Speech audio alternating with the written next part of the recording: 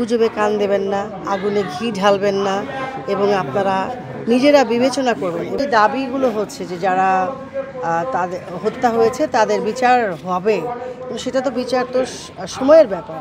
এবং মাননীয় প্রধানমন্ত্রী কিন্তু জাতিসংঘকে আহ্বান করেছেন যে আপনারা আসেন এবং অন্যান্য দেশও যদি চায় তারাও যেন আসেন এবং প্রকৃত যে দোষী তাদেরকে যেন খুঁজে বের করা হয়।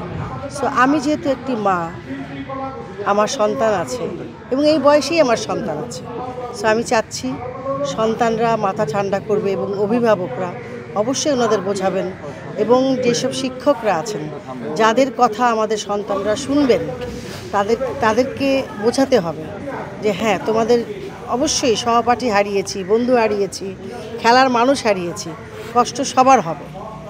সো আমরা যারা সচেতন মানুষ, আমার একটা অনুরোধ, মা হিসেবে অনুরোধ, সাধারণ মানুষ হিসেবে অনুরোধ এবং একজন ছোট শিল্পী হিসেবে অনুরোধ, আপনারা প্লিজ গুজবে কান দেবেন না, আগুনে ঘি ঢালবেন না এবং আপনারা নিজেরা বিবেচনা করবেন। এবং অভিভাবকদের অনুরোধ, ওনারা যেন ওনাদের সন্তানদেরকে নিয়ে একটু বসেন, একটু বোঝান।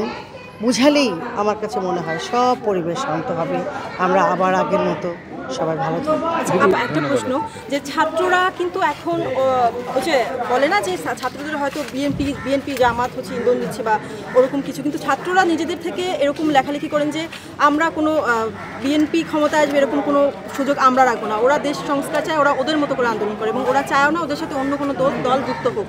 তো এই জায়গা থেকে গতকাল রাত থেকে একটা জিনিস লক্ষ্য করেছি, ছাত্ররা যে 9 দফা দিয়েছিল সেই 9 দফা থেকে এখন তারা 1 দফা দাবি করছে সরকারের পক্ষে। তো ছাত্ররাই করছে এটা, তো এই জিনিসটা কি বলতে চাচ্ছি? এটা তো পলিটিক্যাল কথা, আমি আসলে না বলি কিছু। আমার মনে হয় একটু সময় দেন, সব ঠিক হয়ে যাবে। দিদি, একটা বিষয় জানতেই চাইবো যে দুদিন আগে দেখলাম আপনারা বিটিভি ভবনে গিয়েছিলেন, সেখানে আপনারা আপনাদের মতো মানববন্ধন করেছেন। একই দিন আবার দেখলাম যে ফার্মগেটে এই শিল্পীদের একটা অংশ আবার দাঁড়িয়েছে। শিল্পীদের ভিতরে কি বিভাজন দেখতে পাচ্ছে কিনা, দুই পক্ষ? এখন দেখেন, আজকের বিষয়টা যদি বলি, এখানেও শিল্পী সংখ্যা অনেকটাই কম দেখতে পাচ্ছি বা সংগঠনের ব্যাপারে কি বলবে? এখন দেখেন, শিল্পীদের কাউকে নিয়ে কোনো কথা বলবার মতো অবস্থানে আমি নাই, কারণ তারা তাদের মতো ভাবছে, আমি আমার মতো ভাবছি। আমি চাই যে সব কিছু শান্ত হোক, সুন্দর হোক, সবার দাবি দেওয়া নিশ্চয়ই মানা হবে, সবার বিচার অবশ্যই হবে এবং তার জন্য সময় দিতে হবে। আমরা যদি সবাই মিলে রাস্তায় নেমে একটা সহিংসতা শুরু করি, এটা তো কারোর জন্যই মঙ্গল না। আপনি ভাবেন যারা প্রান্তিক মানুষ আছেন বা যারা কৃষক শ্রমিক ভাই বোনেরা আছেন, যাদের প্রতিদিনের খাবার জোগাড় করতে রাস্তায় নামতে হয়, তাদের কথাটা ভাবেন।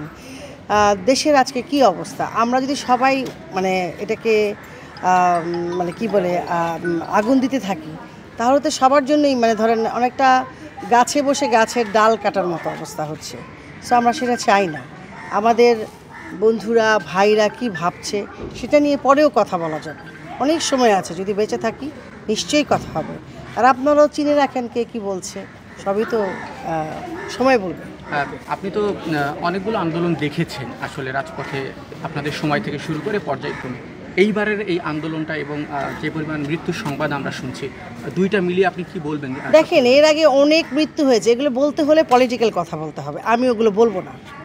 আমি বললেই আবার আরেকটা ঝামেলা হবে, আমি সেই ঝামেলাটা যেতে চাচ্ছি না।